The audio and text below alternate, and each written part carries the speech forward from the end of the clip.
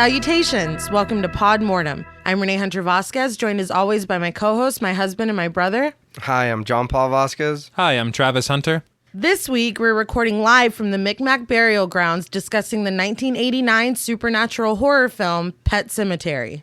Pet Sematary was directed by Mary Lambert, while the screenplay was written by Stephen King. He adapted the screenplay from his novel of the same name. This movie takes cues from its source material by blending real-life grief and horror with supernatural elements. What did you guys think about Pet Sematary the first time you saw it?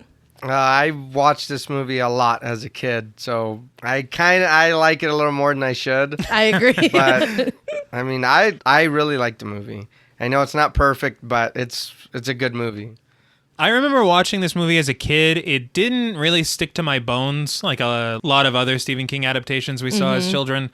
I never didn't like it, but I feel like oddly this time around I liked it a little less than I remember. I actually surprised myself by somewhat being a little disappointed by it. Huh. I agree with you, John Paul, that and it did stick with me when we were kids. Like, yeah. I loved this movie. It was like a staple. I would go back. I can't even say how many times I've seen this movie, but growing up and then reading the book, I'm like, damn. It's like, it's a little surprising to me that it's Stephen King that adapted the screenplay, because there's so much that we don't get, like whole characters that are left out and like a lot of character development that we don't see. That being said, I still love this movie because, I mean, I probably always will. I have since I was a kid, and of course it's me, so I'm going to be talking about stuff from the book later on. But of course, yeah, I feel like a lot more could have been done, which is even more disappointing by the fact that, to me, the reboot was... I know you hated it. I never watched it. Yeah, I haven't seen it either. I went to the theater. I was like, I should have just seen Us again, because I was pretty disappointed. There's a massive contingent of fans who do like the remake more than the original. Can't comment because I haven't seen it. Right. All I know is that one element from the novel, which I also haven't read, right, is lacking in this version of the film. It's a supernatural element. While there is a supernatural element, the cause of it and the meaning behind it is completely missing in the movie. Yeah. And I don't know if it's just my personal feelings about how cool I think the old native supernatural being of the Wendigo is. Oh, yeah. But if you have a reason to put the Wendigo in something, you put the Wendigo in there. You don't write around the Wendigo. No. I think we were talking before, and the only thing I can really think of modern-wise that has utilized it is Until Dawn. Yeah. And I'm like, I want more Wendigo. Exactly. Like, give me more Wendigo. So the fact that Stephen King wrote about it in the novel and then didn't use it for the film is strange to me. We have Wendigos in Fallout 76, but we just kill them. We don't Yeah, really... it's not... Yeah, Fair enough.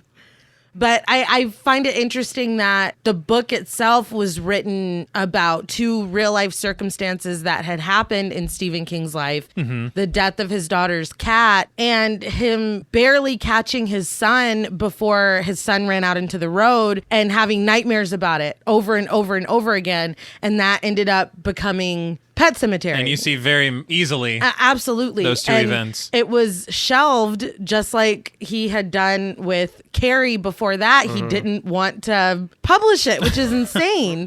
But reading the book, it's one of my favorite things that he's ever written. It's not really mentioned along with The Stand and like the big ones, but it's incredible. And so I would advise anybody that hasn't read the book to read it, but we're here to talk about the movie.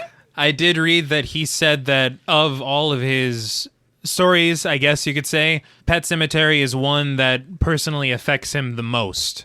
And I can definitely see why. Yeah. Yeah. For sure. One thing I did find interesting is that the movie is directed by Mary Lambert. And before this, she was mainly known for directing music videos. Yeah. Like, almost like I think David Fincher was kind of the same way, where it was music crazy. videos and then they just launch into this thing. Stephen King personally chose her because of how much she not only related to the material, but understood what he was going for with it.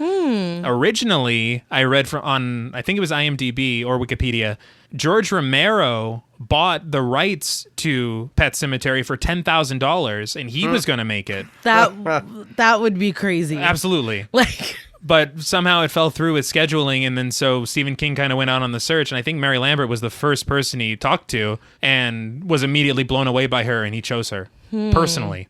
I would like to see how that would have turned out. George Romero's Pet Sematary? Yeah, I'd watch it. Well, yeah. Now, before we bury this film in sour ground, we would like to issue a warning for spoilers. Podmortem is a very in-depth podcast, and in thoroughly discussing horror films, we have no choice but to spoil a thing or two. If you don't wish to be spoiled, please go watch the film, then come back and enjoy the show. If you've already seen the film or don't care about spoilers, then let's run into the road. So the film opens panning across a really rough-looking pet cemetery. Oh, yeah. With the voices of children honoring their lost pets. An eerie choir sings as we get close-ups on the, homemade crosses. We get a close-up on a grave for a dog named Spot, and then it pans out and we see the misspelled sign, Pet Sematary. I thought the intro was interesting, and it fit pretty well. I liked it a lot. I will say that some people obviously love their pets more than others with what they were saying. Yeah. One person was like, he cost $50. I don't know what you want What am I from me. supposed to say? Yeah. I did notice, and I had told her the other day when we were watching it, or when I watched it for the show, the music sounded really familiar to me. And I was like, man, I know I've heard this somewhere before. And I'm not saying it's exactly the same, but it sounds like the Amityville horror movie from the 79 version. And I was like, man, it sounds real. I was like, I didn't even catch that myself. Yeah. It sounds cool, though. Yeah. No, it sounds real good, but that's another movie to me that I love a lot, too. Right. Because I've watched that movie over and over. So you would know it. Yeah, and I was scrolling through, and I was like, damn, where? And I stopped there, and I was like, I think this is what it is, and it was, but that sucks. But I agree with you. The opening is good. Yeah, it's good. So the next thing we see is a speeding Orinco truck hauling ass past a house that says sold. Behind the truck, the Creed family car pulls up, and it has a doctor bumper sticker on it. It's a little weak exposition. You know? A doctor's driving this car. Exactly. The house is nice. Oh, yeah, no, it is. yeah. It's unfortunate that they have to live next to the main road like that. Yeah. That was But kind of that sucks. The realtor not as we know in the film, trucks are going down that road Constantly. all hours of so all day, all night. They couldn't have shown the house and be like, in this 3-bedroom, you know. They're like, I don't know what all these trucks are doing. This never happens.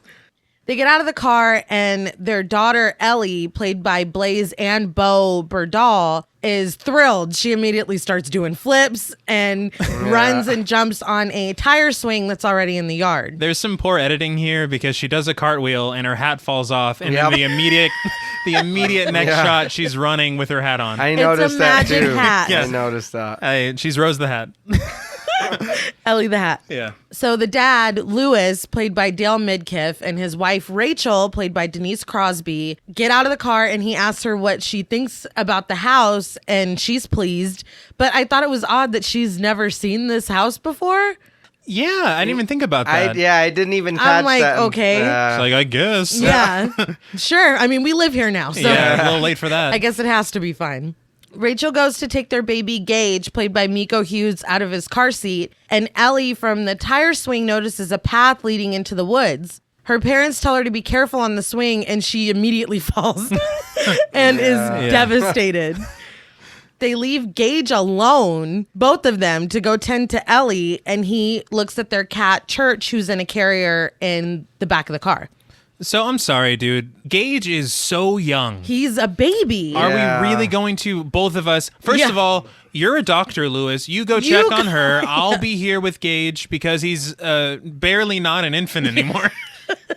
I thought that was a little strange that they just set him on the floor and were like, all right, wander off. You're on your own.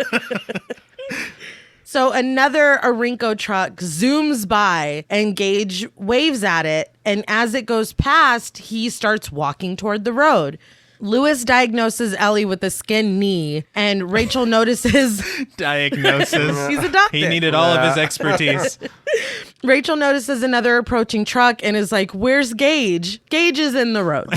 They run over to him, but a man snatches him up just before the truck gets close. The man is their neighbor, Judd, played by Fred Gwynne. Fred Gwynne in this movie is so fantastic. He is the movie. He really me. is, honestly. He's got this like folksy charm and seems like such a genuine person. I mean, honestly, even when I read the book, that's Judd in my mind. I can see that for sure. He embodies him so perfectly. So they thank Judd for saving their child's life. And he tells them that they need to watch out for the road because, like we said, those trucks go by all day and most of the night. And they need to be careful. He already knows that Lewis moved here to be the campus doctor for the university. And like, if you look around, they're the only two houses I was going to ask you about that because there are no neighbors. No. There's literally basically nobody else in this movie for the most part, at least in this town. Yeah. You know, it's very odd to me. And also the fact that he knows he's going to be the doctor. Yeah. Which he kind of seems in his own little world across the street, but he's plugged in enough to, I mean, I don't know. Maybe he asked the realtor Probably. or something. So I saw you saw that house. Right. Rachel asked Judd about the path that Ellie saw, and he's like, oh, I'll take you down there and tell you the story, but not right now. In due time. Yeah. Rachel takes the kids inside, and Judd tells Lewis that it's good to see people in the house again, and then he goes home. Later that night, Rachel checks on the kids, and they're both asleep. Ellie is sleeping with the cat, Church. Outside, Lewis is inspecting that path by the tire swing, and I guess they fixed the tire swing because it's back up. Totally, yeah. And Church jumps into the tree and scares the shit out of him. How the fuck did this happen? Because I rewound it and I checked when Rachel said goodnight to Ellie, the window was closed, and then she shut the door. This cat just defies all... He can open doors. Physics. Why would you close the door with the cat in there? Also true, what if he needs to use the bathroom? Unless the cat box is in there. Ew. I don't know, man. It is her cat. That they make that very clear throughout the movie. They do. But the other thing is that this is the exact jump scare that I always rail against. Yeah. Literally a cat. Like falling into the scene. I did notice that earlier when they were asking about the path, there was no rocks along it. It was just a bare path. But now that he sees it, there's a line of rocks on each side, and it's a clear like path. It's really weird. I don't know like, why you they better did that. spruce up because there's people in the house now. Who's they? I don't know. Across the street, as another Orinco truck speeds by, Lewis sees Judd sitting out on his porch. He joins him, Judd gives him a beer, and another truck speeds by. It's unbelievable, dude. This is not a place... It's constant. No. Judd tells him that this is a mean road, and it uses up a lot of animals. The path that they saw leads to the Pet Sematary, and the reason that the Pet Sematary is there is because of this road. Yeah. It's very funny to me because at this point in the movie, 99% of the dialogue has been about that road. So even if you know nothing about this movie, you know it's going to eventually be the very road important. is bad. Yeah. Lewis tells Judd about Church, and Judd's like, well, you better get him fixed so he's less likely to wander out into the road because sooner or later his luck's going to run out. And Lewis is like, I'll take that under advisement. And that's a direct quote, which is true. kind of a shitty, But then they toast each other, and I guess everything's fine. Is this when he says to Lewis that he was basically pleased to see he didn't need a glass for his beer? Yes. That was odd to me, too. Like, would that make him less of a... You're all right. I didn't understand that. I don't know. I figured it was a guy thing. I'm a guy, and I drink beer. I don't open a bottle or a can and then pour it into a glass. I didn't get that. Well, then Judd would like you. Yeah, you guys could be friends. Well, good. So the next day, Lewis is in the house with the kids, and their part-time housekeeper, I guess. Right. Missy Dandridge leaves with laundry just as Rachel comes home with groceries, and Missy takes this moment to overshare. A lot. She wishes that she had married a doctor like Rachel so that he could help her with her stomach pain, but she never married anyone. And then she leaves. So they can afford a housekeeper, but they can't afford to buy their daughter a bed frame because she was sleeping on a mattress on the floor. They're still moving. Am I okay? I'll allow it. I was confused by this character. Is this somebody from... No, it can't be because they came from Chicago. So they've already hired a housekeeper in the span of the day that they've lived there. Yeah, I don't really. I just didn't understand what the fuck she was saying. Her stomach hurts. Yeah, something about something about her being constipated or something. Yeah. I don't know. So I want to marry a doctor and I can't take a shit. Yeah. Well, have a good day. These are my 2 character traits. So at another point, I guess Judd is leading the Creeds down that path. They come to the sign, the big misspelled Pet Sematary sign, and Ellie asks Rachel what it says. And Rachel reads it for her, but she's already clearly uncomfortable. Mm-hmm. Is it mentioned in the book why cemetery is misspelled? Is it because the kids made it? Yeah. So that makes sense. So many of their pets died that they put that cemetery together. So it's just a child spelling. Okay. Did the parents just not give a shit? I guess like, bury your dog. Figure it out. I got to make dinner. Right, they're hanging out at that gravesite again. They go inside and Judd says that this place is something good that came from the road. And Rachel does not agree and she snaps at him. She does. Yeah. Judd says that the kids, they have to learn about death somehow, basically. And Rachel's like, why? Well, it's important. It sucks, but it is needed. Judd just lights a cigarette and he's like, It's like, whatever, dude. So Rachel goes to take Gage from Lewis, and Judd looks at Lewis like, this bitch. But then Lewis looks at Judd like, it's a living. Yeah. Like, it's just an odd moment exchanged. He shrugs like, I don't fucking know, man.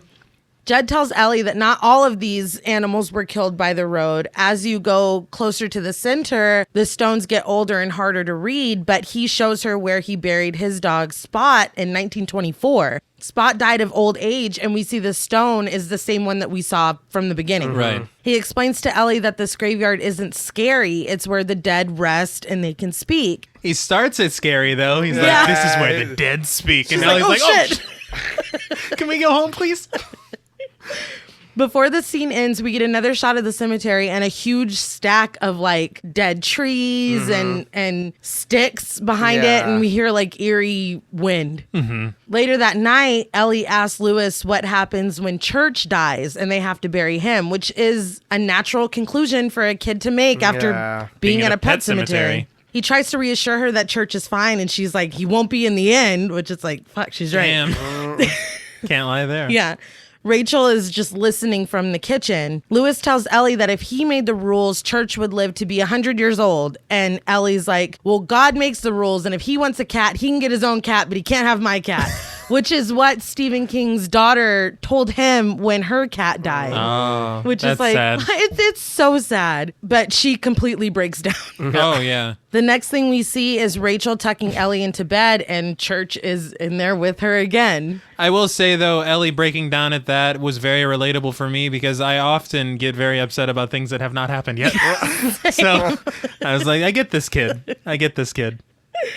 The next morning, Ellie's worried about going to a new school, and Rachel's reassuring her they're having breakfast. Lewis comes in with Church in a carrier, and Ellie goes, I don't want Church to get his nuts cut. And you're like, where did you? She apparently learned the term from Missy Dandridge, and everybody laughs. Mm-hmm. Lewis says that the road is more dangerous than Church having an operation and that he'll be the same after. He just won't want to go in the road anymore. Ellie asks him to promise that Church is going to be okay. And he hesitates, but Rachel's like, nah, promise her. Yeah. This so he pissed does. me off. Yeah, that's not okay. I'm very glad that Lewis gets angry about that because that really is a pretty fucked up thing, dude. No, Lewis is clearly pissed off. And as he's leaving, he's like, well, if something does happen to Church, you can explain it to her. Yeah. Which it's fair. You really shouldn't promise a child something like that because you can't. You can't deliver. And it's not up to you. He said it's rare, but it's a 1 in like 1,000 shot. And if that fucking happens. Yeah. So as Lewis leaves to go to work, he runs into Missy, who's coming back with their laundry that she washed. Mm-hmm. She's still having stomach pains. And he's like, well, I'll look at it for you. And she goes, no, it'll get better. And then goes away. So it was in this scene for me that I realized that the actor who plays Lewis is so wooden. He's flat. There's no way into this character. This character is the script page. No, you're not wrong. And it really bothered me because I read on IMDb that the first person that they considered for this role was Bruce Campbell. No. I would have loved to see Bruce Campbell because then it's at least a fucking character that I can relate to and like because Bruce Campbell can act. I just would have liked somebody at a halfway point between Cardboard Louis Creed and Madman Jack Torrance. Like somewhere in the middle. These are the only two emotions this dude has. Either he doesn't give a shit at all or he's insane. Yeah. And that's why I said, because Bruce Campbell is the kind of actor that can make a character likable just by playing them. He would have more of a personality. That's undeniable. And I love Bruce Campbell. I always have. But seeing him from Evil Dead and everything else he's done, it's like, I don't know if he fits this. You know what I mean? I would have been intrigued. Could you imagine a different universe where it's George Romero's Pet Sematary starring Bruce Campbell? Yeah. All I got to say, any other potential actors aside, this dude does not do it for me. Not at all. He's very he's flat. not the greatest, but it's all right. I don't know. I was like, it's all right. Even as things get weirder, he's just like, I'm here. I'm just living it. He was there for I the didn't check, ask for man. it. Yeah, seriously. So Rachel comes outside and her and Louis kind of make peace. They kiss and she engage, wave goodbye to him, and he goes off to his first day as the university doctor. Mm-hmm. Well, immediately after this, we see a commotion and someone with their head seemingly bashed in. His brain's hanging out. Yes. It looks really good. No, it looks great. Yeah, it does. He's been hit by a truck and is being carried in by a large group into the campus infirmary. Louis starts working on him and tells the staff to call an ambulance, even though everyone there knows that it's not going to do any good. Yeah. They all close the curtain and leave, and by the time they all clear out, the man, who is Victor Pascal, played by Brad Greenquist, is already dead. Louis closes Pascal's eyes, and we get a really cool shot of blood running down his exposed brain. It looks really good. Suddenly, Pascal wakes up and grabs Louis, and with intense eye contact, he tells him, "The soil of a man's heart is stonier, Louis." And Louis is like, "How do you know my name?" Not what I'd be asking right now. Yeah, no. Victor says that he will come to him, and he smiles, and then he dies again. So you knew that Pascal was going to come back to life because he was there breathing the entire scene. Yeah. So you knew he wasn't done. But my thing is, does this happen to Louis a lot? Because he was like, "How do you know my name?" Not, "Nurse, he's alive," or anything. There was no... He's like, "This is the third one this week." Yeah. But it was just odd. So that night, we get a shot of the camera going over a fence, up to the second floor window of the Creed house, and then over Louis, who's sleeping in his bed. A loud crash wakes him up, and Pascal is there in all his bloody glory, leaning up against the door frame. Mm-hmm. And he's like, "We got places to go." And then he disappears. Louis looks at Rachel, who's still sleeping, and Pascal is suddenly right next to him. No, yeah, he's in his face. Oh, yeah. Say, "Did you hear me?" He's like, "Come you coming or what? Yeah, shit.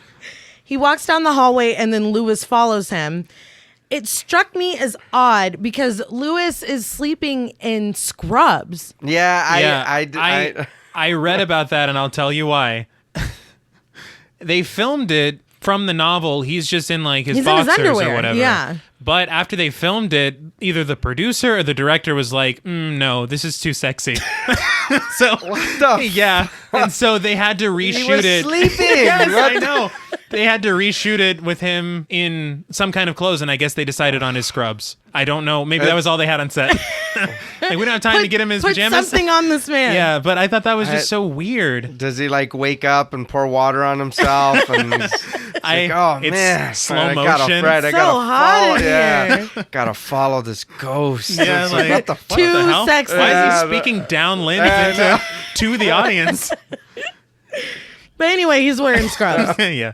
So Pascal tells Louis that he wants to help him because Louis had tried to help him. Mm-hmm. Louis is like, "I don't like this dream." And Pascal's like, "Bro, you're not dreaming."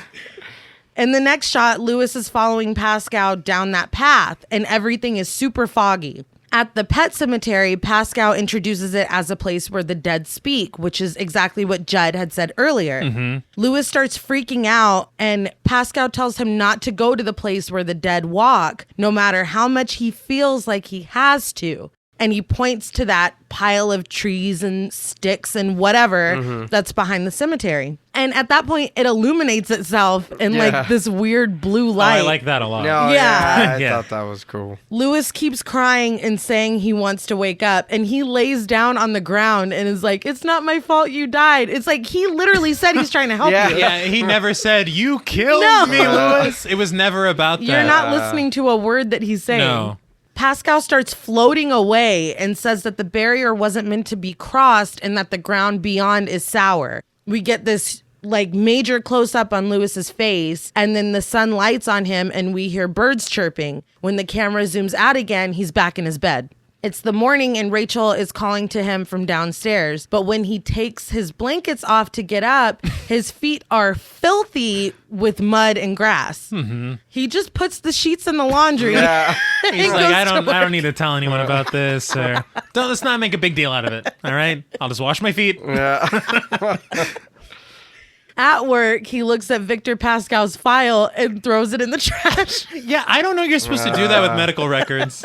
Just because you're feeling some type of way. You can't just do that. You can't just throw... So back at the Creed house, Ellie takes down a Halloween decoration and puts up a Thanksgiving one, so that you know that time has passed.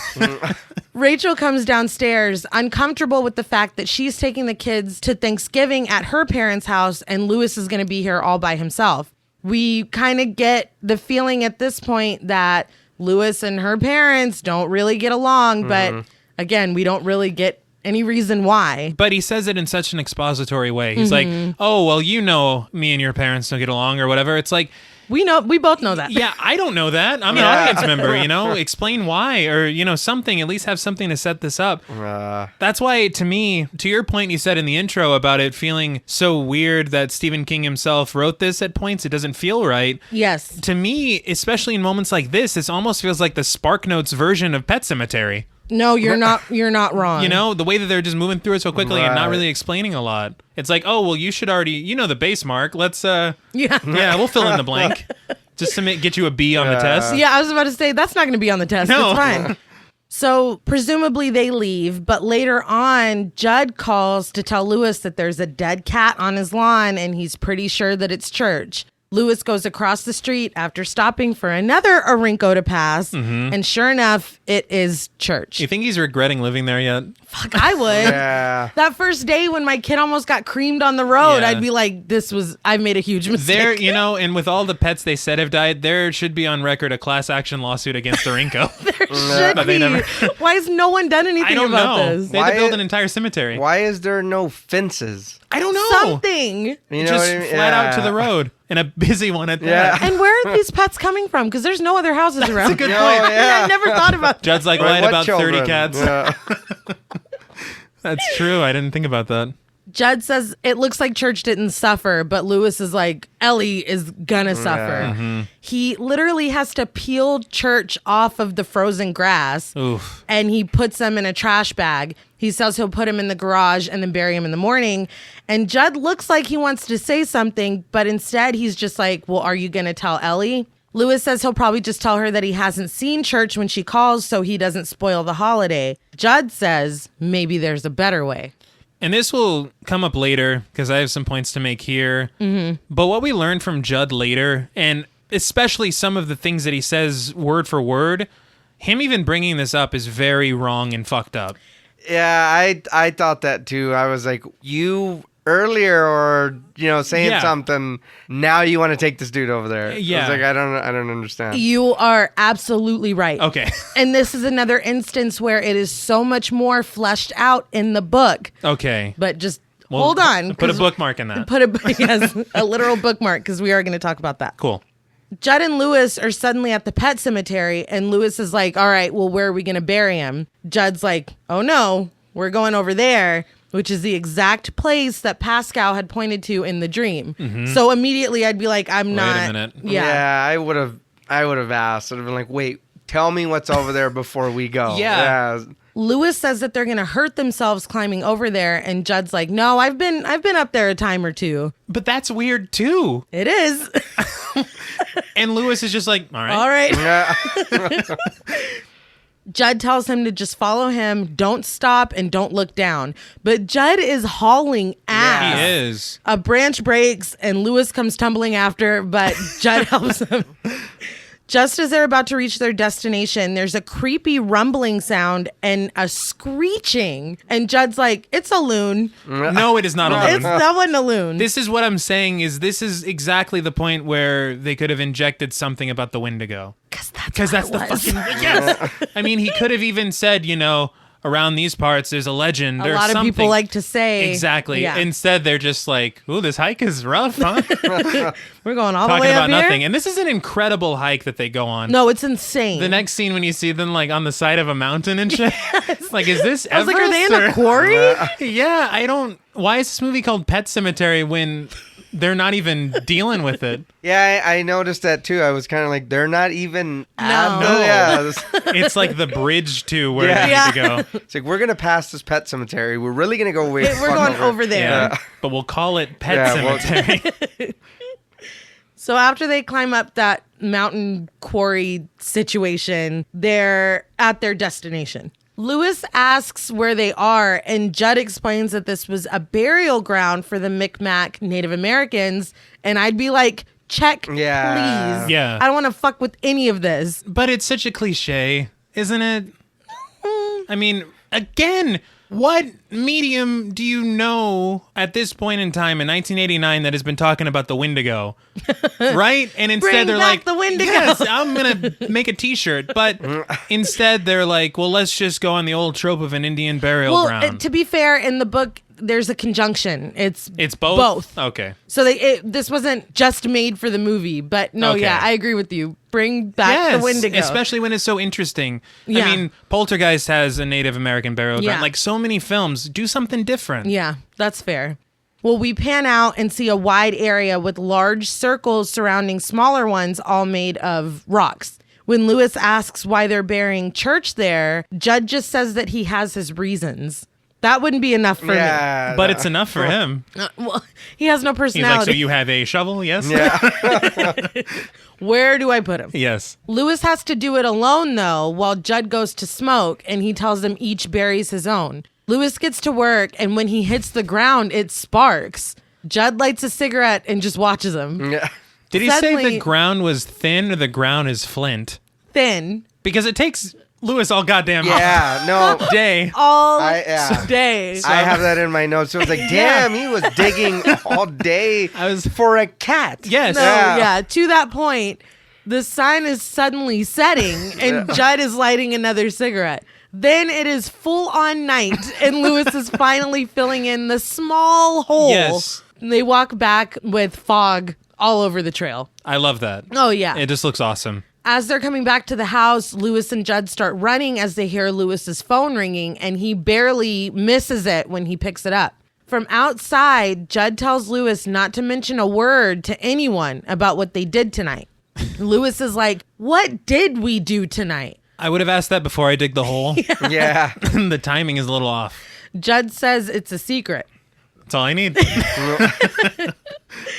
And he is so fantastic in this role. When he talks, you are leaned all the way in. Like, what? Like, tell me. He says that women are supposed to be the ones good at keeping secrets, but any woman will tell you that they've never seen inside a man's heart because a man's heart is stonier, like that soil. Now, we all know that that's what Pascal said. Mm-hmm. The movie bothers me at points like this because it doesn't just let moments be. Are you talking about how it flashes to Pascal after he shows says a flash of Pascal to be like, remember? Yeah. And then the music gets ominous too. It's like, no, we remember. Yeah, give us a because little this credit. happened 5 minutes ago. Yeah. This isn't a mini series. We remember him warning him. Yeah. Exactly. That's all right. Lewis looks scared and Judd leaves, but he waits for another Orinco to pass before he can cross the street. Unbelievable. Yeah. Judd's like, why do I live here? Lewis calls Ellie, and the first thing she does is ask about Church. He says he's sure he's fine, but he hasn't seen him tonight. She tells him to put Church in the cellar so he doesn't run out into the road, and I would probably burst into tears at that point. Yeah. Gotta go. Yeah. Lewis just looks sad, Yeah. like genuinely sad. Ellie puts Gage on the phone, and Gage keeps saying, "Hi, Daddy, I love you," and Lewis doesn't say shit. I thought this should be switched because he should be not really nervous about talking to Ellie right now. Yeah. But he's like, "Oh yeah, I'm gonna lie to my daughter," and then his son's like, "I love you," and he's like, I'm like, nothing. Answer your son. Yeah, it feels like something was cut out of there, or You're there was probably something, right. Because the scene just ends. Yeah, No, it's over. Yeah. And then, like you're saying, the little boy keeps saying, you know, "I love you, Daddy, I love you," and he's just kind of like looking off into space. Yeah. It's like, what happened? I don't. It's like, yeah, what? It's just weird. Well, in the morning, Lewis is outside raking leaves, if you want to call it that, because he doesn't do shit. Dude, no. And then he puts the rake away. What I considered, I was like, well, maybe he's like, they're gone for a week. I'll just space out this chore over the entire week. Because he rakes a little bit and he's like, whoo, my dogs are barking. And he just leaves. He does. He looks at it. I'm not doing this shit. Yeah. Tomorrow. He goes to put the rake back in the garage, and Church is in there. Church screeches at him, and Lewis screams and falls, and Church is like, "I'm out," and just runs outside. Lewis coaxes Church with cat food and then grabs him to inspect him. He's dirty and there's dried blood in his fur. He picks him up and he's like, "You stink," which is like, come on, man. Yeah. I will say they did the impossible for me, which was to make a cat frightening. Oh, yeah. Because Church looks horrifying when off. you first see him. Yeah. And the sound of the screech is so loud that it gets you. Yeah. It does. He says that Church chewed his way out of the grave. Church scratches him in the face for his trouble and then runs off. Suddenly, Lewis is at Judd's house, that's the first place I would go to. Mm-hmm. Judd brings them beers, and Lewis says that he keeps trying to convince himself that they buried Church alive. And Judd is like, his head was backwards, and you had to peel him off the ground. He was dead. Lewis is like, well, I'm not a vet, but so, I mean, he's like, I don't know. I'm like, You're you a don't doctor. have to be His Yeah. eyes were open. He was frozen to the ground. You peeled him off. I think a And his child head would be was like, I backwards. think this cat's dead. Like, come on, man. Lewis says he feels like he's going crazy, and so Judd finally breaks down and tells him the story. He says that a half Micmac man told him about the place because of how much he had loved his dog Spot. Spot had gotten caught in barbed wire and died of the infection. Oof. Yeah. Horrible. The camera pans out of Judd's window to a flashback of Judd's mom hanging up laundry when Spot came back. No, It looks awful. Yeah. Nothing that she says matches the voice coming. Like, it No. looks really, really bad. and what she says is really weak. Okay. She screams at Judd to come and get his dog because he stinks of the ground that he buried him in. Spot looks bad. Oh, yeah. He's bloody and dirty, and Judd says that he was never the same as he was before. And when he died naturally the second time, Judd buried him properly in the Pet Sematary, which is where we saw his grave at the beginning. Right. Present day Judd says that he doesn't really know why he showed Lewis the burial ground, but maybe it was because Ellie just wasn't ready for her pet to die. And Lewis asks if anyone's ever buried a person up there, and Judd is appalled, knocks his beer over, and says, "No, who would do that?" Which I'd be like, a person got buried up there, didn't they? And I'd rather he didn't ask Judd that because now it just telegraphs the whole film. It's like, well, they're going to bury a person in there. Yeah. You know? So later, Lewis is running himself a bath because he has had a rough day. He gets in, puts a towel over his face, and is just laid back relaxing. Suddenly, something plops into the water. Lewis opens his eyes, and it's a dead and bloody rat. He flings it out of the tub, and Church is sitting by the sink just hissing at him. It was a gift. Thank you. Yeah. I mean, I'm Not in the tub. no. And with how angry that cat is, I would feel very vulnerable just, out like that. Like we'd be grabbing a towel, we'd be doing something. I'm surprised they didn't have him wearing scrubs. Right. It was a- Too sexy. Like, too sexy. No, he can't bathe naked. As Lewis tries to get Church out of the room, he steps on the rat, and then he finally gets Church out. Later, we see him picking his family up from the airport, and he's like on the runway where the plane landed. Was that a private jet? Like, my parents are billionaires. They, yeah. It's fine. Yeah. The first thing Ellie does is ask about Church. She says that she had a dream that Church was hit by a car and that Lewis and Judd buried him in the Pet Sematary. He tells Ellie that it was just a silly dream, but Ellie does not look convinced. No. Back at home, we see Ellie shooing Church outside because he stinks so bad. And she tells her parents that she will save up her own allowance to take him to a groomer because that's how bad he smells. It's a very passive way to ask. She's like, so how much does cat shampoo cost? And how much do you make, Dad? Interesting. That's funny. Yeah, seems like you could afford some of that shit. No. But Lewis does say that he'll pay for it. Yeah, thankfully. Yeah. So the next thing we see is a shaky suicide note. I'm sure I have cancer. I can't take the pain. Sorry. The person that wrote it goes down into a basement and we see that it's Missy. She hangs herself with the note pinned to her sweater. Missy's whole entire character just confounds me. Her storyline is so abrupt and such a nothing. It's just... I don't understand. We've seen her, I guess, twice before now. And it was, I wish I married a doctor so he could help me with my stomach pain. Lewis saying, hey, I'll help you with your stomach pain. Her saying, nah, I'll be fine. And then her killing herself because of the stomach pain. There's a lot going on. It very quickly. Yeah. The Missy in the movie is an amalgamation of two characters from the book. And I can see what he was trying to do by this, but to me, it completely misses the mark. Right. And again, we will talk about this later, but it really doesn't have the same impact. Again, we will talk about that. Yeah, okay. I thought the same thing. I was like, this lady... Who even are you? Yeah. I was like, what are you doing again now?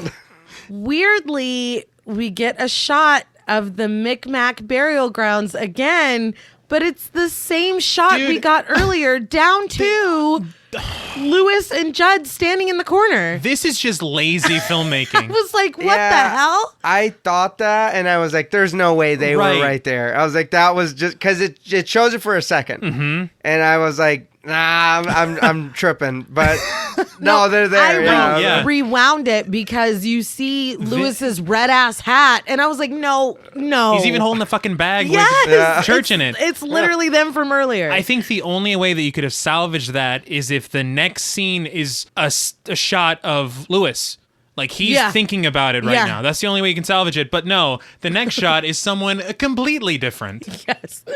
The next shot is Stephen King presiding over Missy Dandridge's funeral. Yeah. Which, it's great. I love Stephen King. Give yourself a little cameo. Yeah. But they're at the funeral. It's Lewis, Ellie, and Judd, which Ellie doesn't need to be here. No. We'll talk about the book later. Just stop. We'll talk about the book later. So Judd asks if Rachel is sick because she didn't come. And Lewis is like, oh, she has the flu. And Ellie's like, oh, yeah, she has been throwing up since we heard about Missy. And it's like, oh, shit. Well, Lewis is like, be quiet. Yeah. Shut up. Yeah. They walk to the car to leave, and Judd tells Lewis that he doesn't understand why God would take someone as young as Missy and let an old man like him continue to live. Lewis says that his dad used to say, God sees the truth, but waits, which sounds pretty fucking rude. I was very confused by this scene because, honestly, neither of what is said from Lewis or Judd is indicative of their relationship. No, because I took that as, oh no, your time is coming. Yes. Like, that's how I took what Lewis said. But then Judd hits him with the, oh, so how's your cat? He's like, motherfucker. Yeah. You know how I feel about that cat. So Lewis says, no, that's Ellie's cat. And Judd's like, no, that's your cat now. Which it's a really weirdly hostile moment between the two of them. That does not fit. No. So back at home, Lewis is watching TV and Ellie comes in, turns it off, and asks if Missy went to heaven. Rachel again is nervously listening from the kitchen. Lewis said he doesn't know. Different people believe in different things. Some believe in heaven and hell. Some believe in reincarnation. And some think that you just wink out when you die. Ellie asks if that's what he believes, and he looks at church and says no. Yeah. Well, he looks at church, and church is given the deadlights. Yeah. He should be like, I don't know what the fuck I believe anymore, dude. I have no idea. He says that he has faith that they go on. Ellie seems satisfied by this, but Rachel is full on crying in the kitchen. Mm-hmm. That night, Lewis is reading in bed, and Rachel comes in and says that she heard him and Ellie's conversation, and that the subject just scares her, and when she gets scared, she gets defensive. So she brings up her sister Zelda, who Lewis already knows died of spinal meningitis, but Rachel elaborates that her parents kept Zelda in the back room of the house like a dirty secret. And we get a flashback of a young Rachel bringing Zelda, who's played by Andrew Hubatsik, food and feeding her. Zelda is emaciated and scary looking and is just choking on the soup. Honestly, from this film, it seems like Zelda is the thing that... She's the standout. Children of a certain age. That's what we recall. I didn't understand what was going on as a kid. I remember how, I was like, oh man, she's creepy. But what's happening? No, I was in the same boat. I didn't either. As a kid, I was understand. like, oh, they keep a monster in the house. That's all I thought. I didn't know what was happening. She scared the shit out of me as a kid. But no, I didn't really I knew realize what was going on I got either. that it was her sister. I just didn't understand what was happening. I No. guess I was too young, but at the same time, I was just like, oh, she's sick, but I don't know what. You know, and I was like, I didn't even understand really what's grasp happening. that she was sick. I just thought that She looked like a monster. Yeah, that's Yeah. all I thought as a kid. So Rachel, you did better than me. right? put it together. Yeah. So Rachel says that Zelda died in that back bedroom, and she says that her family wanted her to die, honestly, not just so that Zelda wouldn't feel any more pain, but that so they wouldn't feel any more pain. And Lewis isn't like, I don't even know you anymore. Yeah. He's just like, go on. And they've never had this conversation before. This is a big deal. It sounds like she said, I had a sister named Zelda who died of spinal meningitis. Let's never talk about it again. He knew that, but he didn't know all this. Yeah, but they have 2 kids, and Yeah, they how wouldn't. long? I mean, But yeah. this is why when she didn't want Ellie exposed to death at all. That's why she made him promise that church would be okay. Right. That's why she was throwing up ever since she heard about Missy dying. That's why she was uncomfortable at the pet cemetery. I feel like it's always been this elephant in the room in their marriage, and finally he's like, this is why. Mm-hmm. But it took you that long to tell me that? Apparently. Anyway, she says that even now sometimes she wakes up asking, is Zelda dead yet? Tough. Yeah.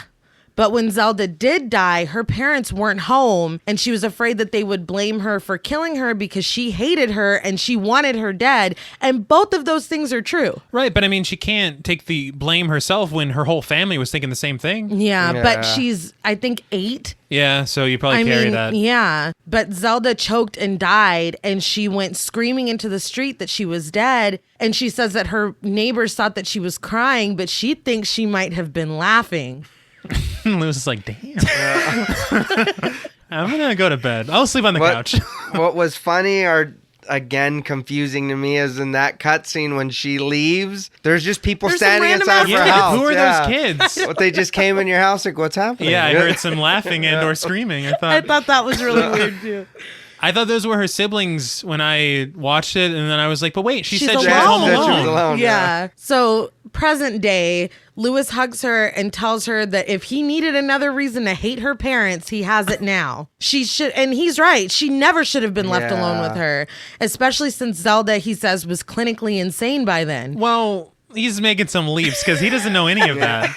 It's like, she probably killed a guy. Like, you don't fucking know. You just learned this story 5 minutes ago. Well, he goes to get a Valium and she's like, I don't take. And he's like, you do tonight. Well, he's like, you can take it from my stash because I'm sleepwalking through I this took role. too much.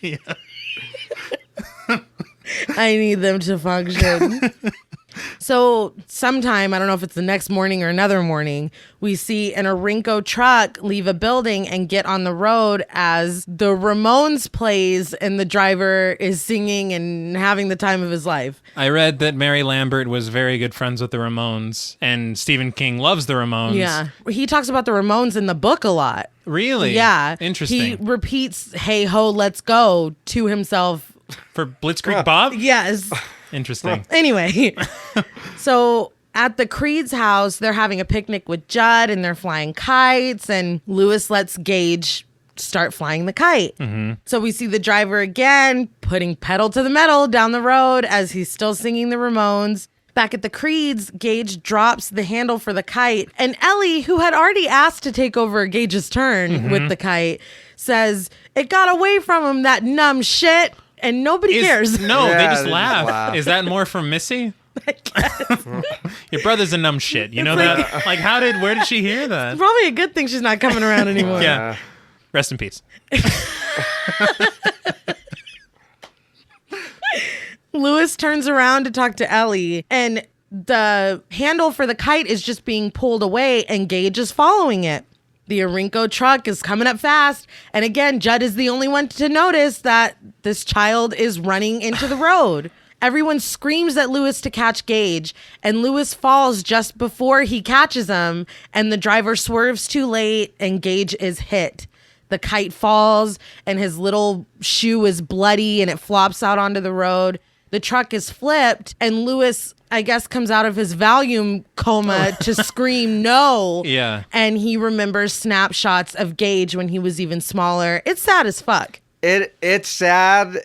But anybody that has a toddler knows you don't just let them be. No, definitely not. Especially around this road that has been established. Right. It's like the third time they've done this. Yeah, and then your cat just got fucked off. Yeah. Yeah. Jeez, man. It's like, well, and then she said he dropped it. So you already know that it's down. Why didn't you go over there? He's 2. He's not going to stand there patiently waiting. And his death does not happen fast. He's chasing the handle for like forever. And he's like, well, Ellie, you'll get your turn. Well, when I was a kid, I used to have a kite. It's like, fucking turn around. Judd's losing his mind. Yeah. So I don't know. So later, Lewis looks at photos of Gage sitting in his kitchen. Why didn't you just focus on the photo? Like, move the sticks. Like, Life is Strange. Turn it back. Yeah, it Turn didn't the happen. time back. Judd comes in and says that the sedative took hold and Rachel's finally asleep. Ellie comes down holding a picture to her chest, and she reluctantly shows Judd the picture after he asks about it, and it's a picture of her pulling Gage in a wagon. She says that she's going to hold on to it until God lets Gage come back. Very sad. Oof. Yeah. Honestly, I don't know if I'm alone here, but the child acting performance and Fred Gwynn's performance kind of saved the movie on the performance front. That's They fair. seem like the only actors that showed up for work. Everybody else is like sitting in an avatar or something. I don't know what the fuck happened. And it's funny because I read that Mary Lambert, during one scene, it didn't specify which scene, but it's a scene where Ellie's crying. And she tried to get Blaise Berdal to cry harder and be more upset and believable. And she's like, just think of something sad. Think of the saddest thing that you can think of and cry. And it still wasn't happening. And so she goes over and she's like, I'll give you more money. And then she did it. Wow. Shit. I just thought that was funny because she's a little kid. It's like, I'll give you more money. Yeah, even kids are like, man, finances. Shit. The economy's in shambles. Yeah. So Judd tries to tell her that God can't do that, and she says that he can if he wants, so she's going to hold on to Gage's picture and sit in his chair and keep his stuff. Lewis calls her name to get her to stop, and she runs to the couch crying.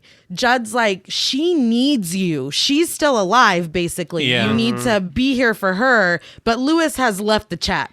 Well, I can't say that I understand, but I mean, goddamn, that's rough. You know what I mean? Not only are you dealing with the most unimaginable loss, but you still have a child right here that needs you, that's falling apart too. A lot of horrible. responsibility. No, a lot of stuff to process at the same time. And Rachel for has everyone. completely she's broken done. down. Yeah. And she's got a thing about death anyway. Already. So this is it's a lot. So the next time we see Lewis, he's at the funeral and he's crying over Gage's casket. Rachel's father approaches him saying he knew something like this would happen. And he tells Lewis to rot in hell. He calls him a child killer and then punches him in the face. At this point, I'm like, what is the backstory? Yeah. You know, because you've already got this ill will for this guy. What is it? Why? I will shine a brief light on that subject from the book. When Lewis and Rachel were dating, I want to say that they don't like Lewis because he's not Jewish. I think that's the issue. So they offered to put him through medical school if he will break up with Rachel. What kind of Shakespeare bullshit is this? Yeah.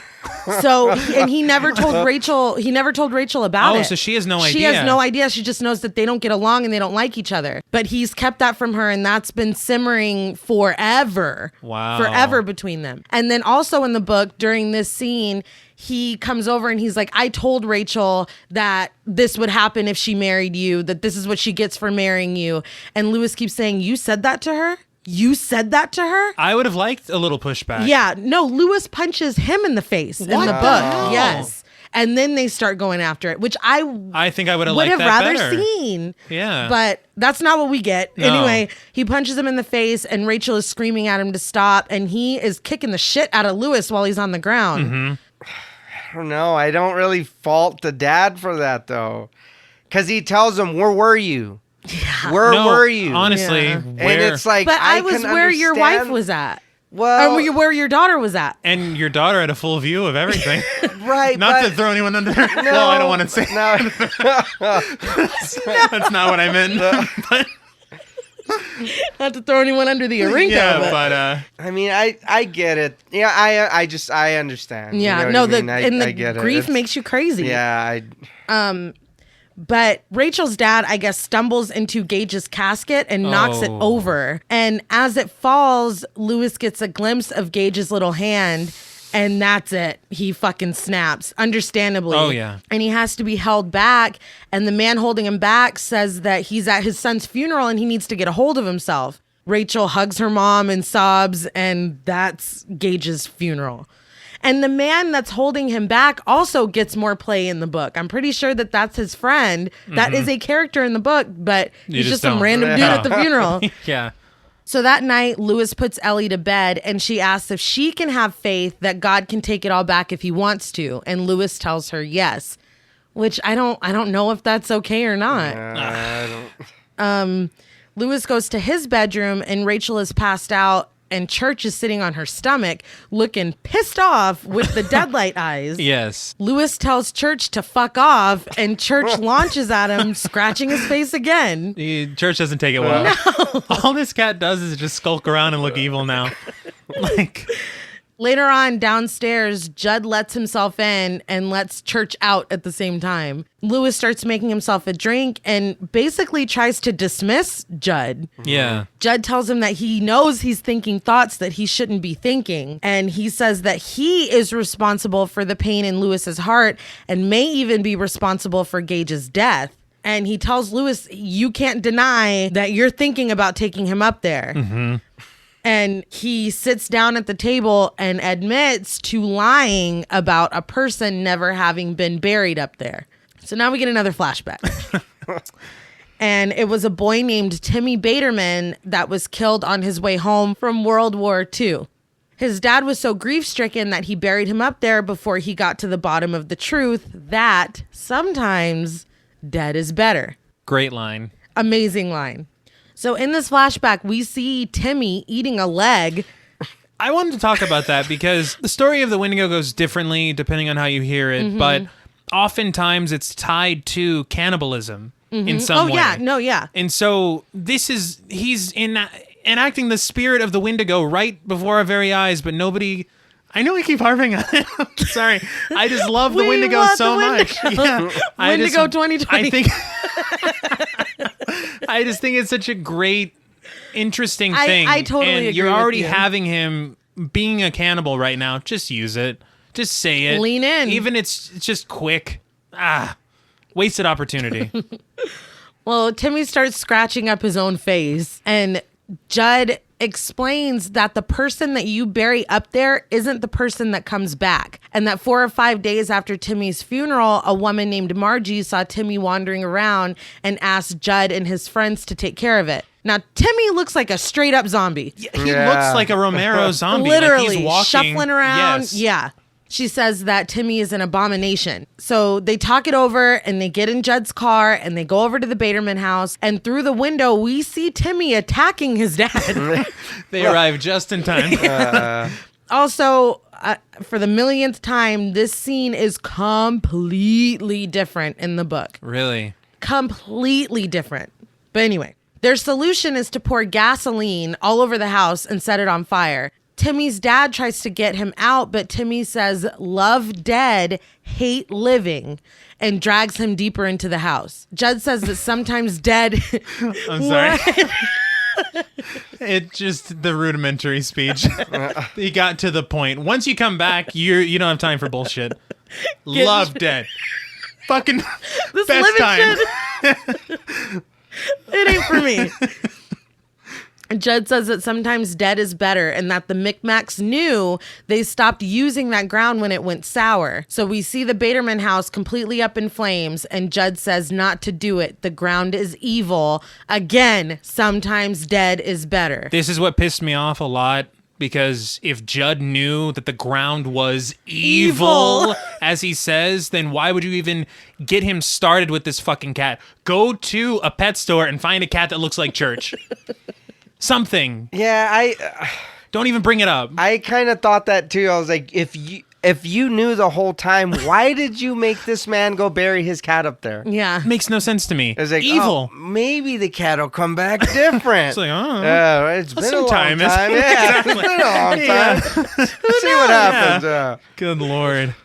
So Lewis asks Judd if he's saying that the place knew that Gage was going to die. Judd begins to cry and says that maybe it made Gage die because he introduced Lewis to its power. He literally says, I may have murdered your son, Lewis. His delivery of that section, chokes me up because he is clearly in pain. It's taking over him. Yeah. Very sad. In the next scene, the Creeds are all at the airport. Lewis tells Rachel that this could be the beginning of him patching things up with her parents, that something good could have come out of Gage's death. Ellie tells her grandma that she doesn't want to go with them to Chicago because she had a dream about Lewis and Gage and someone named Pax Cow. No one pays her any attention. Yeah, I noticed that. They should, though, because it's very clear that Ellie has The Shining. Definitely. Which is a reference to The Shining. Take a shot. Rachel's dad apologizes to Lewis, and Lewis doesn't exactly accept it, but he does give him a very weak handshake. And he looks at it, he's like, what the fuck was that? I was confused with that. It was just charmed. Yeah. Very odd. Lewis tells Ellie goodbye, and she begs him to go with them. He tells her that he'll be there in a few days and that everything will be fine. She tells him to swear, and he does. Bad call. Yeah. Cut to Lewis sneaking grave robbing equipment over the cemetery fence in broad ass daylight. He didn't even wait. It should have been labeled grave robbing for how conspicuous he was. He sits next to Gage's grave, and Pascal appears to remind him that the barrier is not meant to be crossed. The ground is sour. Lewis is like, don't you have better things to do? Lewis begins to cry and says that if Gage comes back like Timmy Baderman, he'll just put him back to sleep, and Rachel and Ellie will never have to know. At Rachel's parents' house, we pan over a wall of photos to Ellie screaming and crying and Rachel comforting her after her having a bad dream. Ellie maintains that this wasn't a dream. Pascal told her that Lewis is going to do something horrible. He's a good ghost and wants to help Lewis because he was near him when his soul was and she can't remember the rest. Rachel just dismisses her, and Ellie's like, will you at least call him? Yeah. It's like, who's the parent At the very here? least, yeah. Rachel goes into the hallway trying to remember where she's heard that name before. Pascal appears standing behind her and corrects the pronunciation of his name. Somehow that gets through to her. So I wonder if Rachel has a little touch of it too. I just think it's a ghost. It's just a ghost talking to him. I think my thing... Ellie definitely has the shine. Yeah, I don't know about everybody else. Everybody else it might... Well, I mean, Wendy didn't have it and she saw the ghost in the hotel, so... That's fair. That's fair. Rachel replays what Ellie said in her mind, and Pascal finishes the word discorporated. She runs downstairs, and Pascal nods in approval. It's like finally. You're cooking with gas. Someone's listening to me. At the cemetery, it's fully night now, and Lewis is digging up Gage. At his house, his phone is ringing, and we know who's calling. Right. At Rachel's parents' house, Rachel is trying to call Lewis, and her parents are just sitting there watching. Her mom's like, oh, he probably just went out to get something to eat. Well, she says, you know how men are. What? Yeah. They Eating get hungry. Food? Like, what? You know how men like to eat food? Did you notice that ugly-ass painting behind Rachel? That's foreshadowing because there is a kid with a cat that is gray, and the kid has a cane, and he's wearing like an odd coat shit. and a hat. Oh, shit. Keep that in mind. Maybe I shouldn't have called it an ugly ass. Did I call it an ugly ass painting? Yeah. That was a little rude. It was a painting.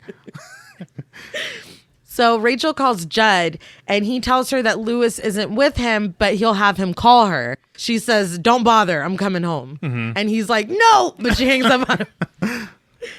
At the cemetery, Lewis is still digging. Digging is not his strong suit. No, he should have brought Judd. Yeah. When a cop car pulls up, he hides in Gage's grave as the cops scan the cemetery with flashlights. And as they drive away, he laughs and gets back to work. He was proud he hid well. Yeah.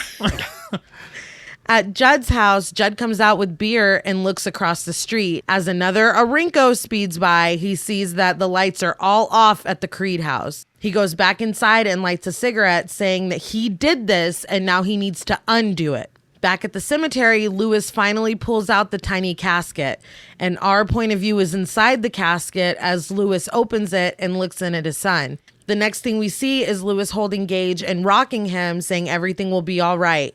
He wraps Gage up and we see his little tiny hand again. It's very careful about what they show, but they show just enough for it to be like very sad and effective. Yeah. Why was there no dates on that gravestone? It did have his name, but it didn't. No dates. There was no dates. I didn't even notice that. That is true. Well, they're like I'm gonna. Yeah. So don't worry. Don't even finish it. It's fine. Back at Rachel's parents' house, we're painting over that picture wall again, but they're all crooked and cracked. This was really creepy to me. Yeah. Rachel looks disoriented and falls back against a wall before opening a door. Inside, we see Zelda lying on the bed. She snaps up and says that she's coming for her, and this time she'll get her. Her voice keeps getting deeper and deeper, and she says, Gage and I will get you for letting us die. She laughs and Rachel runs. Rachel jerks awake on an airplane because thank God that was a horrible fucking dream. Man, and fuck that lady sitting next to her. The lady looks super annoyed. She's like, Jesus. Another nightmare. Of all the seats in the... Yeah, I know. Pascal, though, sits in the row behind her, looking very content. Was that for our benefit? Because she can't even see him, but he's like, like... I don't know. At the airport, Rachel is running and pushing her way through. The flight attendant goes to close the door to the plane, but Pascal holds it open. And he's like, Yeah. Rachel runs up and tells her to hold the plane, and the lady's like, I can't. Rachel runs through the door, and she's like, all right, I'll call the pilot. It's like, if it was that easy, you could have... All right, I have a direct line to the guy. Just rude. Like, come on. At Judd's house, Judd has just fallen asleep. Yeah, in well, his he'll chair. fix it tomorrow. No. And we see him drop a cigarette. So he's out. He's fully asleep. Outside, Lewis is carrying Gage down the path and through the pet cemetery. He makes the climb, repeating what Judd told him. Don't stop and don't look down. The blue light illuminates the area again. A tree falls in his path, but he just keeps going. I have something to say about that in a second. Okay. Trying to rent a car now, Rachel is told that they've been really busy and there are no cars left. Yeah. Pascal's like, what about the Aries K with the scratch on the side? And the lady's like, oh, well, I do have an Aries K with the scratch on the side. I just want to point out that Lewis barely tried to save him. No, yeah, he did. know? Yeah, he was already dying. He's a fucking real one because... Get you a Pascal. Exactly. We could all be so lucky. Yeah.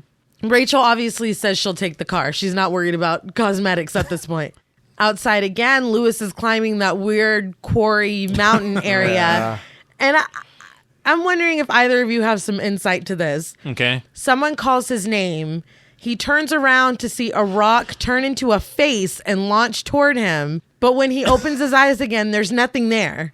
Okay. I just want to say two things. One, it didn't look like anyone. Who the hell was that? Yeah, it didn't look like anyone that I could see. It wasn't Judd. It wasn't, what was the name? Pascal? Biederman? Timmy Biederman or whatever? Biederman. I mean, I was very confused by that. I thought it kind of looked like her dad. I thought this, okay, that makes even less sense. Well, I guess it's just trying to look like something he's familiar with, trying to warn him not to do it. I, in my mind, replayed that with that not happening, and I got the same thing out of it. Like, it was really unneeded. But he finally reaches the burial ground, and he sets Gage down. Rachel is hauling ass down the road. She's in a hurry. Yeah. Oh, yeah. And suddenly gets a flat tire. She swerves off the road and gets out of the car. Pascal appears and tells her that it is trying to stop her. And she's like, is someone there? Here's where I got a little annoyed. Okay. Judd intimated that the entire thing was set into motion once basically the ground awakened and tasted, the cat or whatever. Yeah. And now it's like, oh shit, give me more, right? Mm-hmm. So why did the tree fall and stop Lewis momentarily if the ground wants him there? Pascal. But Pascal's busy Yeah. with Pascal's Rachel. on the plane. So I'm like, how busy? Like, yeah. I don't know. Is he everywhere? Is Pascal gone? I'm like, what is going on? I really don't know. Was it the Wendigo knocked over the tree? Sorry, I'll stop. I will stop. In my movie, it was the Wendigo. Back at the burial ground, Lewis has successfully and much quicker than he did with Church. Yeah, he remembered immediately how to get up there. Buried Gage. He walks up the path back to his house, and when he puts the tools away in the garage, Church is in there just chilling. Mm-hmm. He's like, I know what you did. Yeah, he plops his dirty ass into the bed. I'd be like, man, take a shower. And these are the last sheets you have. You're ruining the other ones. Missy's not here anymore to do your damn laundry. On your own. Back on the road, Rachel continues to walk because the car's done and finally hitches a ride with the man driving what? In a Rinko truck. There's a weird shot between her and the driver. It didn't work for me only because the way that it looked was as if she knew the driver, but she doesn't know the driver. Yeah, and it's not the guy. No, that's the other thing. I was like, that's not the guy. We saw the guy. Yeah, his truck flipped. He might be dead too. I don't know. Yeah, well, yeah. But they look at each other kind of like, I know. Yeah.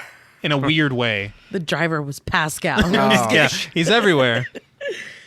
Back at the Creed house, the door opens and we see tiny feet walk inside. Church follows close behind. He's like, man, I got a buddy now. Yeah. The door opens and we see Gage's shadow on the wall as he opens a closet, pulls out Lewis's doctor bag, and takes out his scalpel. We see his little hands get a good grip on the scalpel. Then suddenly Church is walking down the path. Church, he doesn't obey the laws of physics. No. We've already determined. He does what he wants. In life or in death. Yeah. I did want to say that I liked just showing his shadow. Yeah. They're like, we'll save the reveal for later. Yeah. It's a pretty neat... And you already know what's happening. Exactly. I like that a lot. At Judd's house, he wakes up startled as the door bangs open. He gets up and we see little muddy footprints leading into the house. He goes inside and a ball bounces in the next room and we hear Gage laugh. He is having a blast. Mm-hmm. Gage invites him to play hide and seek. Stuff clatters down the stairs and Judd goes up there calling after Gage, but he takes out his knife. Mm-hmm. He's ready. Doesn't he say, I've brought you something? He's gonna fucking knife the kid? Yeah, he's ready. I mean, he knows. Yeah. He's not a vet, but he knows. Yeah. But he's a baby. What do you... Yeah. You're really going to have that hard time fighting a demon baby? He needs a knife. He's like, no, I need some. Well, he looks out the window and he sees that the lights are on at the Creed house now. He gets on his knees to look for Gage under the bed, but Church jumps into view. While he's distracted by Church, Gage's hand comes from under the bed and slices into Judd's Achilles tendon, which kills me every time I see it in a movie. Time. Now, I will give one in the good column, one in the bad column. Good column, him slicing him, it gets me too, and it looks very good. Yeah, it does. It's rough. Bad column, it's clearly somebody holding a puppet hand holding that scalpel. Yeah, it's... Well, it doesn't get any better. No. We finally see the reanimated Gage as he angrily descends on Judd. Judd opens his mouth to scream and Gage slices it open. Judd falls and Gage takes a bite out of crime, ripping out Judd's throat. And I gotta say, I guess that Amazon Prime has fixed this problem, but when I started the movie to watch it for this episode, that was the picture for the movie when you go to play it, is Gage chewing out Judd's throat. Do better. Do better. Gave everything. What if I'd never seen this movie? I'd be big mad. That's all I'm saying. But Judd Crandall is dead, and Church, Church just sat there. He's heavy breathing over there. He's enjoying it. Mm-hmm. Outside, in the first instance of an Orinco truck slowing down on this road, the driver drops off Rachel. She thanks him, and Pascal appears in the passenger seat and is like, "You're welcome." Yeah, now, she never communicates with Pascal. No. Again, is that for our benefit? Are we the only ones privy to his asides? Because he continues he to keeps say talking. that this is the end of the line for him and he can't go any further. The driver's like, "I hope everything works out." And she's like, I think everything will be fine. And Pascal's like, "I don't." Yeah. Shuts the door and then disappears. Yeah. She starts toward the house, but hears Zelda scream her name. Then Gage's laugh comes from Judd's house. Before she goes inside, Church lands, screams at her, and then we see him licking blood off his paw. In Judd's house, Rachel goes inside and hears like ghostly moaning. Yeah. She goes upstairs calling after Judd, but once she gets upstairs, she hears Zelda calling her from behind a closed door. She opens the door and Zelda is hunched in the corner looking scary as fuck. That actually got me. Still. It's scary. Even as an adult, I'm like, I was still like, ooh, no, we don't need to do that. She says that she's come back for her and she's going to twist her back up like hers so she'll never get out of bed again. She screams it as she runs toward her. Rachel closes her eyes as Zelda laughs and her laugh turns into Gage's laugh. Right. Rachel opens her eyes and call Gage Ranch because he be dressing. Oh my God. And I guess this is the foreshadowing that you were talking about. He's dressed like the kid in that painting. And obviously Church is the gray cat in the Obviously, painting. yeah. But I don't understand the significance of that. Is it more from Rachel's childhood? Maybe it's Zelda as a child. Hey, maybe. Because Zelda was clearly older than Rachel. Maybe they got that weird painting done. Yeah. The ugly ass painting. Yeah. But he's in a velvet top. He's got a hat and a cane. And we see Rachel, and when we look back at Gage, the cane is now a scalpel, the scalpel. And he keeps repeating, "I brought something for you, Mommy." And she goes to embrace him, and we hear a thud off screen. Yeah.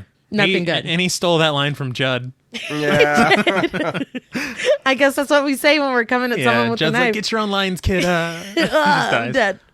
We get a flashback to Gage that day, just about to be hit by that Orinco, and we hear Rachel screaming. Suddenly, Lewis yells and falls off the bed, hitting his head on the corner of the nightstand. Yeah, and which that was to me, real. I was going to say that did not look fake. Yeah. But he didn't react appropriately. No. He's like, cut! Shit! I have a concussion. But he sees the dirty little footprints on the floor and his discarded bag and the scalpel missing. He hears Gage laugh and goes downstairs to investigate. The phone rings and it's Rachel's father asking if Rachel got in all right. He tells him that she's fine, which Lewis didn't even know that she was coming. No. Her dad tells him to put her on the phone because Ellie is absolutely hysterical. She had a dream that Rachel died. Lewis is like, "Oh, she's asleep." And Rachel's dad is like, "Well, you need to wake her up." And he's like, "I can't talk to you right now." And hangs the phone up. Lewis goes to follow the footprints, but the phone rings again and he goes back to answer it and yells at Rachel's father as soon as he picks the phone up. But it's not Rachel's father, it's Gage. He says that he's at Judd's. Will he come play? He's already played with Judd. He's already played with Mommy. And now he wants to play with him. When Lewis asks what he's done, Gage just laughs. Now, it's just funny to me to imagine that little kid over there picking up the phone. Maybe I'll give my dad a call. And then fucking Talking enticing shit. him. Yeah.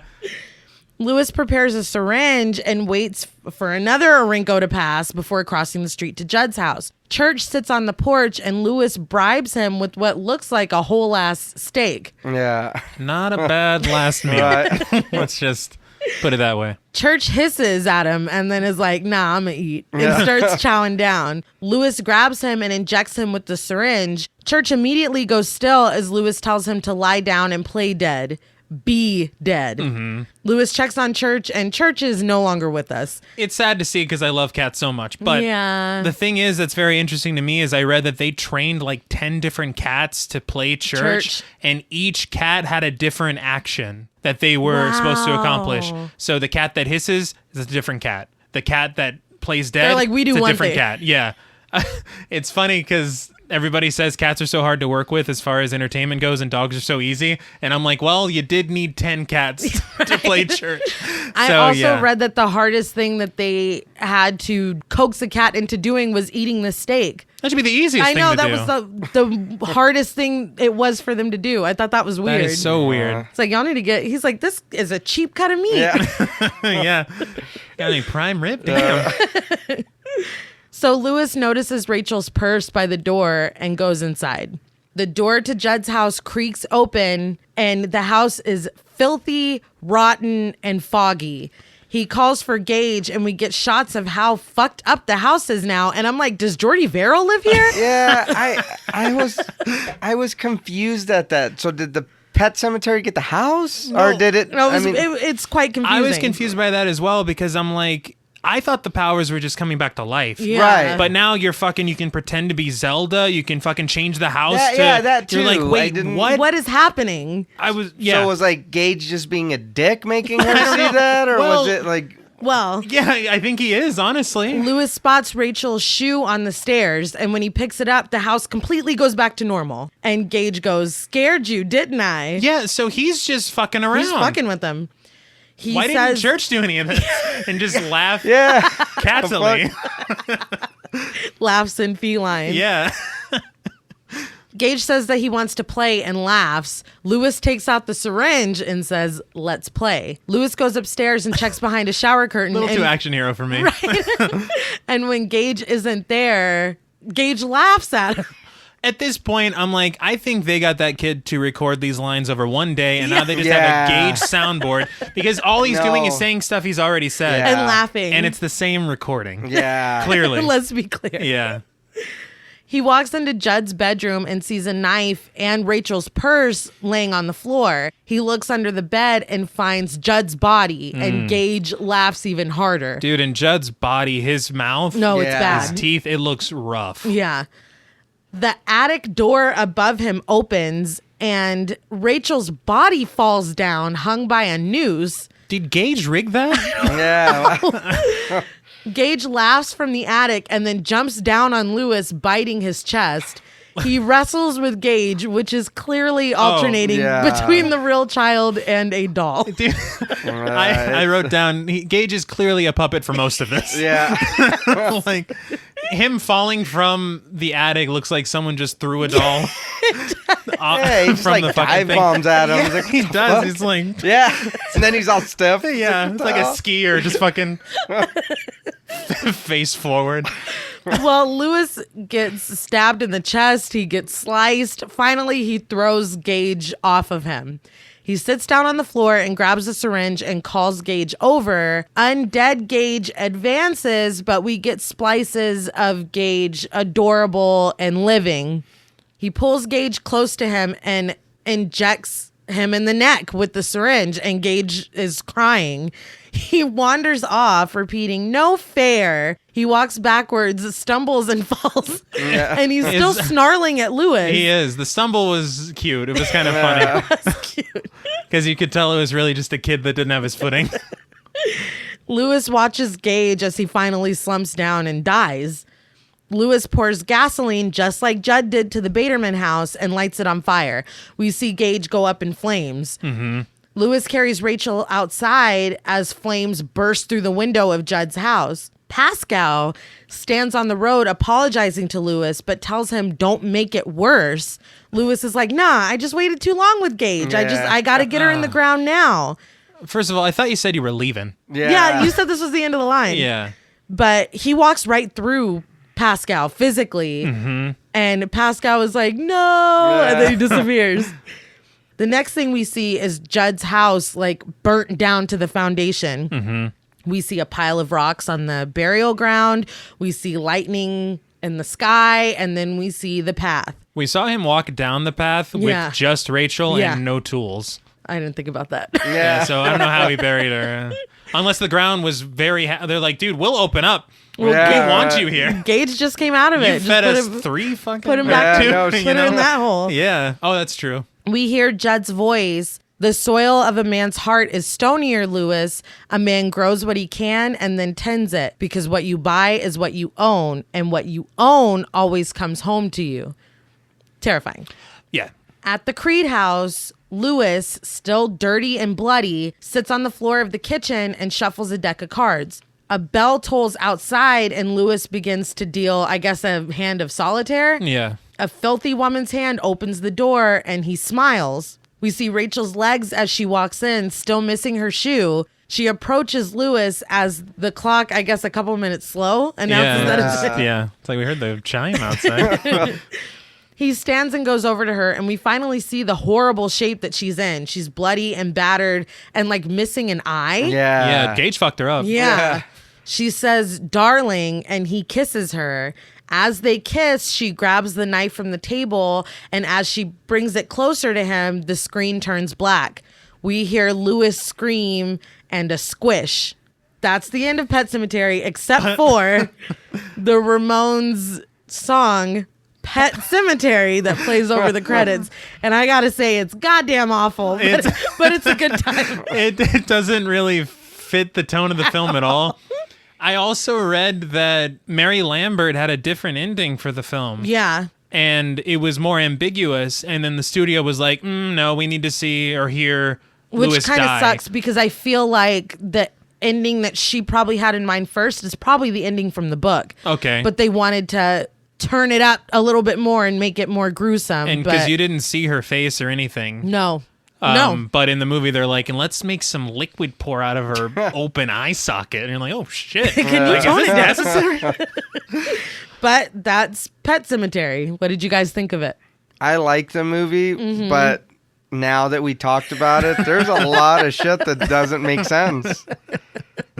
Like I said, I still would watch it again, and I will always like this movie because I watched it as a kid. For sure. Yeah. But it does. There's a lot of questions. Like, there's a lot of questions, and there's a lot of what the fuck? What did that have to do with anything? Or like, what?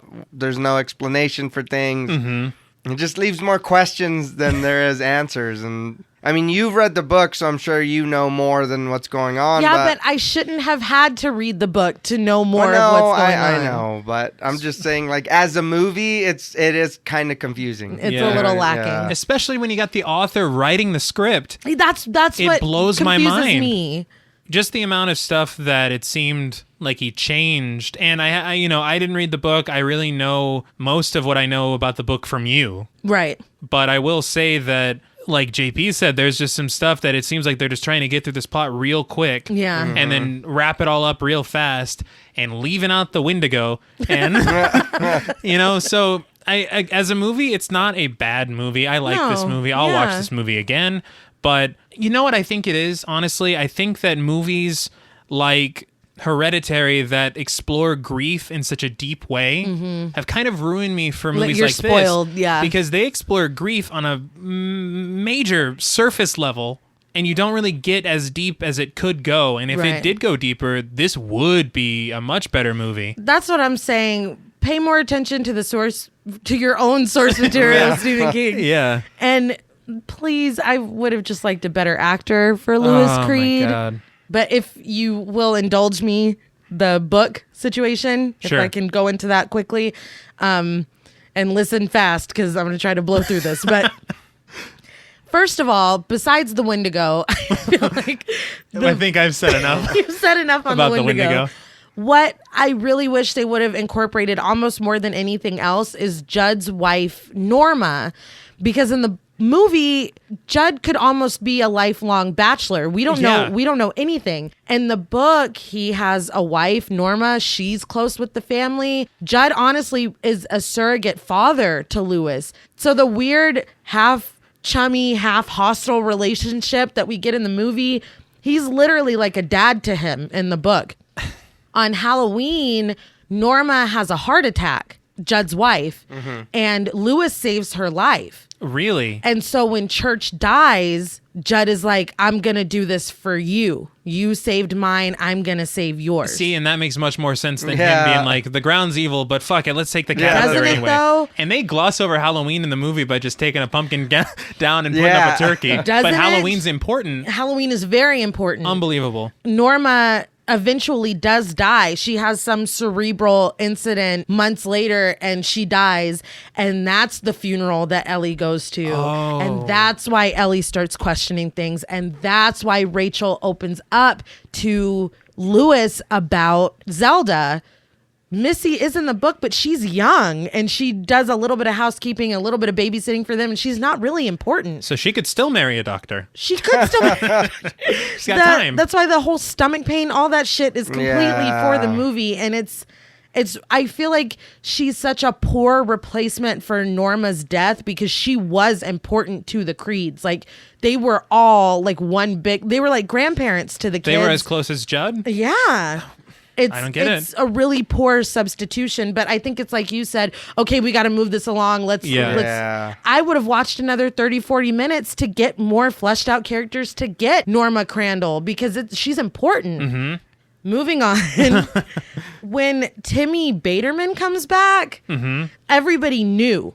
And he was just kind of skulking in the background for days before they decided to go and talk to his dad. Now, when they're talking to his dad, Timmy comes over and he's not some mindless Romero zombie. He's like, oh, hey, guys, did you know that your wife's cheating on you? Oh, yeah, she's with this dude and that dude. Hey, you, did you know that your kids are just pretending to love you because they think you got money, but you lost all your money back in 54, didn't you? Like he's got full on, he knows like, everybody's powers. secrets. Yeah, and he's telling everybody's business.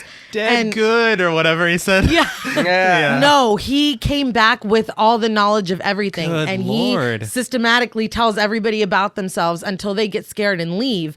What happens to Timmy and his dad is the house burns down. Judd and his friends don't pour gasoline and burn the shit down. Their house just burns down. And when they investigate, the dad killed Timmy, poured gasoline all over the house, lit a match, and then killed himself because Timmy is not Timmy anymore. That is infinitely better. And he's literally learning for himself. He's not just getting his ass beat by Timmy when they roll up on the scene. He learns for himself that dead is better. Because when they go to his house, he's like, this is my business. My boy's back. Get the fuck out of my house. Like there's such a progression there. Also, to speak for why the fuck Judd would let him bury Church in the first place. Yes. They buried a bull up there one time when Judd was a kid. That bull came back angry and violent and had to be put down. Every other animal that came back was just a little bit weird and not quite right, but none of them were evil. So it wasn't that he knows immediately, it's going to fuck up your cat. This weird thing happened one time. And Lewis, even hearing the story of Timmy Baterman, was like, and that's another thing, the grief that he goes through is obviously much more fleshed out. Right. He goes to sleep and has a dream of Gage going all the way through college, marrying a girl, converting to Catholicism, getting a swimming scholarship, getting married, like his whole life, and then wakes up and oh no, Gage is still dead. And you could have done that in like 2 minutes. Yeah. And so he rationalizes to himself, okay, most of the animals came back okay. Yeah, Timmy Baterman was evil, but so was that bull. It was just one. Everything else was okay. So you see him, no, I shouldn't do this. No, I should. No, I shouldn't. No, it was just the bull. It's fine. Like you see this tug because Lewis kind of just seems like an idiot in the movie. Oh, yeah. Instead, it's like, why would you do this? Judd is just like, I know a place. Yeah. But, and then Judd speaks to that the place works in phases like the moon. And so it wakes up and it goes back to sleep. And right now it's awake. And it called back to him, basically, he's like, when you go up there, that place is your secret and you just want to pass it along. You just want to spread it. That's how it keeps getting people, basically. Right. Also, the thing kind of lulls Judd to sleep when he goes to try to stop. He's not just an old man that falls asleep. And so I was like, yeah, he can pop happening? the tire, but yeah. And then when Gage comes back, he tells Judd, he's like, Timmy, guess what I saw? I saw Norma in hell. And guess what? She was cheating on you. She slept with all your friends. Like, it's It's bad. Judd's like, in hell? Yeah. It's like, no, before. Doesn't sound like they're evil. It just sounds like they're assholes. Yeah, well, he opens his fucking mouth. catty. Yeah. He opens Gossips. his mouth, and Norma's voice comes out of him. Oh. Like, it's well. like... I did it, Judd. Yeah. I feel like it's just scarier that way to me. No, 100% than just a mindless than, zombie. One last thing. Mm-hmm. Well, two last things. One, that guy that I had mentioned, he had a friend, Steve. Yes. Steve goes to check on Lewis when he burns Judd's house down and is coming back with Rachel. And he tells his friend, I have to bury her now. He's like, did he kill his wife? He doesn't know what's happening. He's like, I just have to bury her now because I just waited too long with Gage. He's not talking to Pascal. He's talking to his friend. And he's like, you want to come help me? I could use a hand. And for a second, his friend's like, yeah, I'll go help him. Because the ground. Yeah. And Lewis's hair has gone completely white. His face looks haggard. He looks like an old man. But his friend comes to his senses and fucking leaves town, packs his shit and leaves. Last thing, I swear. The ending is Rachel coming in, and all we hear is her voice say, darling. Mm-hmm. And Lewis kind of look up. We don't see her. He doesn't get murdered. I like that way better. I feel like that's probably what she wanted to do, and they were like, nah, kill him. I think the thing, we know what's going to happen. Yeah. I mean, you don't need everything that's come back has been an asshole. Yeah. But that's just a couple things that from the book. It's such an amazing book. And even me, obviously spoiling all that shit for you, still go read it because it's really good, especially if you like this movie, which I guess was the question that I asked. I do like this movie. I really love this movie. I have for most of my life, honestly. Yeah. There's stuff that they could have done, all this stuff that I just ranted about right now, and that does leave some holes that don't really make a lot of sense, but and I know we can't judge this against the book. No, of course it's not. more, you know, this is an adaptation, but we're judging the film on its own, but it is a lot of stuff that honestly, typically speaking, which is what really shocks me, is I think if anybody else had written this screenplay, Stephen King might have said something about He'd it probably be negatively. pissed off. No, so yeah. I'm very confused. Yeah, it's very shocking to me. So I guess that brings us to ratings. And I've wrestled with mine for a few days now. Yeah, because, I mean, for all the stuff I said, because. But I think it just comes down to, it's a good horror movie. Zelda is still scary as fuck. I'm not going to lie. It still makes you ask questions about yourself. Like, yeah, we want to judge Lewis and be like, what an idiot. But like, what would you do? If you have this at your fingertips and there's even a chance, maybe would you try it? You know what I mean? And the nostalgia factor. I've watched this movie my whole life. Yeah. So all that taken into consideration, on a scale from 1 to 10 speeding Orinco trucks, I'm going to give Pet Sematary 7 out of 10 speeding Orinco trucks. And I will now open up the floor. I'm going to have to agree with you on that. I'm surprised. I wanted to give this movie a little more because of, you know, me liking the movie and watching it. Right. But the more and more we sat here and talked, the more I watched. When I watched the movie again, there was a lot of questions. And then you elaborating more on the book and what happened in there, and then compared to the. And I know we can't, but No. At the same time, But it's like knowing, it's like, damn, I that could have would had have that. been And better. a Wendigo? Yeah, don't get me started. Do not get me started. Yeah, that some of the things would have been better to see in the movie. You know, to have certain things, but on. You know, us discussing it and more, and I have to agree with you. I have to give this movie 7 speeding Orinco trucks. It's just out of 10. It is, and I will still always like the movie. Right. But there is a lot of questions. Like, there is a lot of, and then like you said, the shot, it still shows them there. And it's like, you couldn't have like took them out, or you couldn't have, hey guys, back up a little bit. Yeah, we need a solo shot. Just zoom in a little bit. Come on. So, I mean, I agree with both of you. There is the nostalgic factor there. Although, like I said at the top, this didn't stick to my bones like the It miniseries did. Oh, man. Like, that feels way closer to my childhood than this does. But I think, honestly, it's a good horror movie. You can watch it, enjoy it. There are a lot of holes. They do speed through the plot. Yeah. Too fast. Seriously, I was not joking when I said Spark Notes. Yeah. This is just to get you through the test, this movie. Yeah. But, I mean, I think the thing that brings my score down a little bit is the fact that you had an opportunity not just to ask that question of what would you do, but to really explore grief in a very human way. And again, not comparing it to the book, the fact that they did that in the book is fantastic, and it's what they should have done for the movie. For sure. But they kind of cheapened something very big, a big concept that's really important that they really could have dug into. Yeah. No pun intended. And, I would probably bump this movie's score up by a point if there was a Wendigo present. But since there is not, regrettably, I'm going to have to give Pet Sematary 6 speeding Orinco trucks out of 10. That's fair. Still a great movie.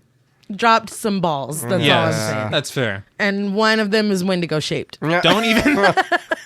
I could go on for another hour about the damn Wendigo, so I'll... Well, that's all from us at Pod Mortem. What would you rate Pet Sematary, and what should we watch next? Let us know on Twitter at @ThePodMortem. Be sure to follow us on Instagram and like us on Facebook. Be sure to follow each of us on Twitter at Blood and Smoke, at RealStreeter84, and at TravisMWH. And remember, sometimes dead is better. Until next time.